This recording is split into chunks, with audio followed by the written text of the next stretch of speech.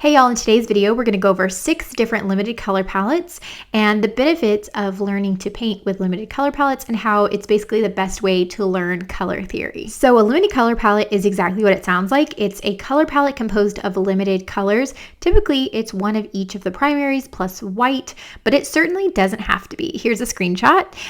Make sure you go back and grab that if you want to paint along or if you just want to see what I'm referencing.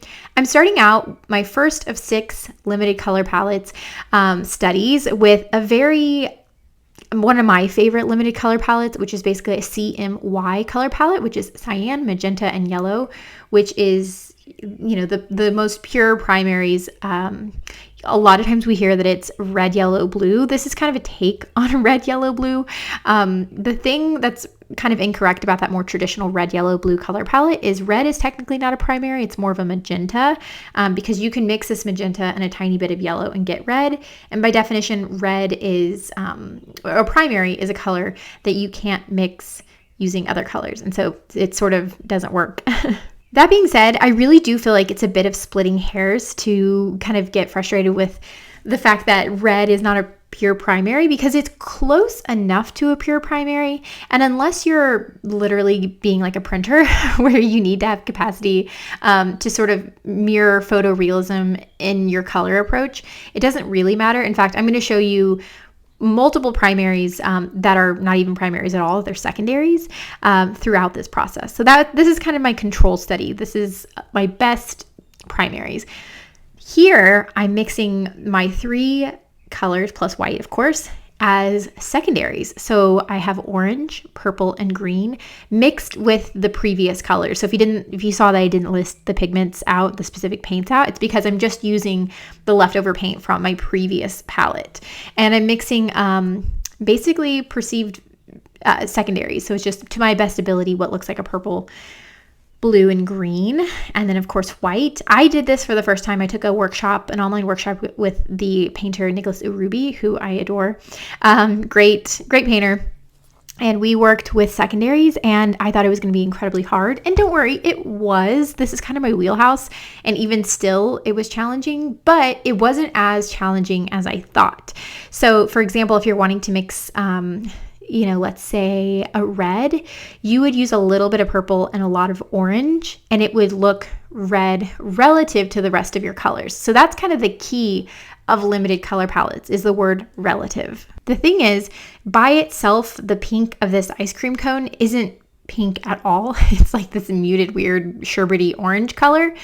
But it is the pinkest color that I have access to on my palette within the scope of these colors. And by adding enough green to everything around it, so for example, the white background, I'm making a little greener than it would be in real life. By contrast, it looks pink-ish relative to everything else. So here's that finished product for you. And that's the trick. Now I'm going with the Zorn palette. This is, if you've ever tiptoed in the world of limited palettes, you know that this is one that a lot of people do. It's based off of the palette used by the painter Anders Zorn. And it's a take on primaries. So we have yellow and red, of course.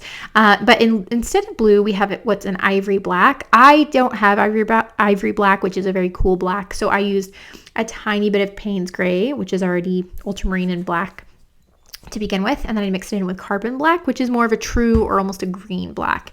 So this gives me a cool black. And the idea is that black, the ivory black plus the white, because white, you really have to consider it kind of like the lightest light blue because it's so cool. It can give you almost kind of a blue effect. And the important thing is, okay, well, what if you're painting something blue? I mean, this may not be the ideal palette for that, but this is a palette used a lot, for example, for portraits. If someone has blue eyes, you just make sure that everything around that blue eye leans really warm. And so this palette has a great capacity for mixing orange because it has a bright red and a yellow. And so you would just make the skin tone around the eye a little more orange than it is. And by contrast, that cool gray would read as though it is a blue. So unlike the limited palette, I don't have a very bright green here. You can see I'm using black as my blue and green.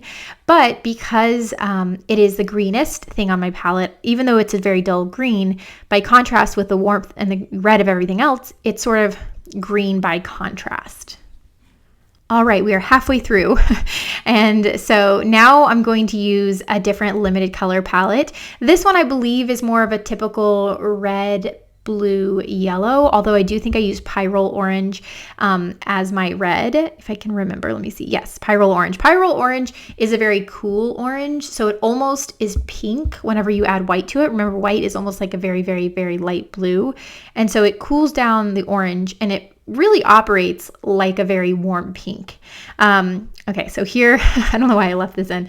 I tried mixing a warm yellow in with this, and the warm yellow and the orange were just too close. I knew it wasn't going to give me enough range. So I went in with cadmium yellow light, which is a cool yellow. It almost has like a green pull to it.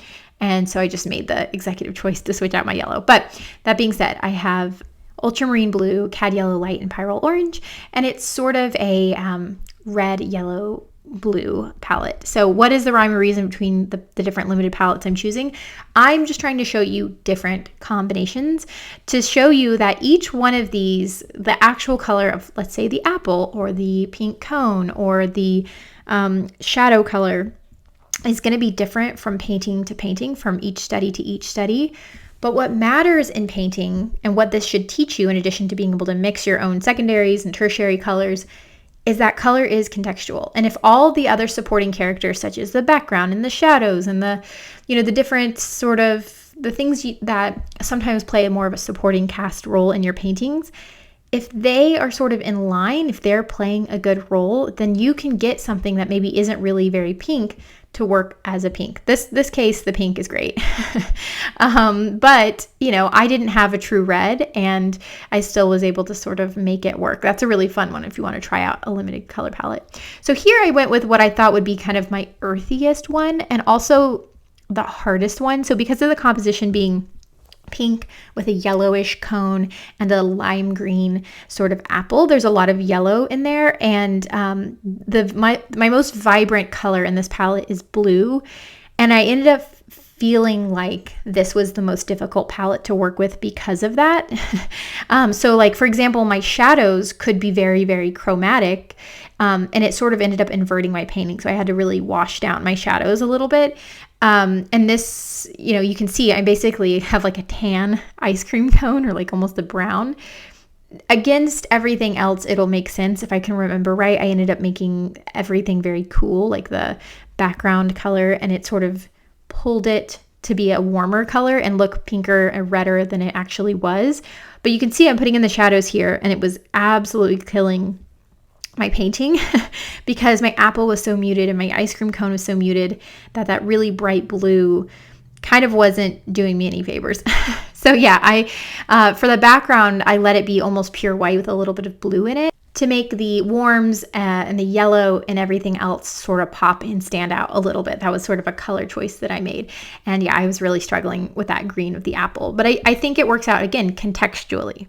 It's a very muted color palette, but I think it ended up working. Okay, so here, this is another one where I was kind of like just throwing colors out there. And so this is another take on the secondaries palette. These are all really light in value. So the colors are secondaries and the values are light. And so this ended up, I remember thinking this might wind up being like a high key painting, which high key just means like all lighter values. And that's exactly how this ended up happening. At this point, I remember stressing because I was like, the best I can do. So for yellow, so obviously there's no yellow on here, you would mix orange and green. And so that you have a light and warm color that doesn't pull too green or too orange. That's kind of how I was manufacturing my yellow.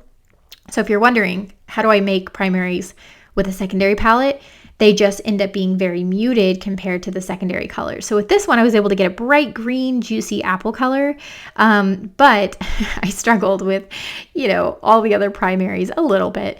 You can get blue by mixing purple and green, and that's sort of how I made that work. So hopefully this was informative. I definitely recommend trying this. Find an image you don't mind painting a few times and just get a sense of the different colors you can get. What I love about this is they all work, but the colors are so different. Thanks for watching. See you next time.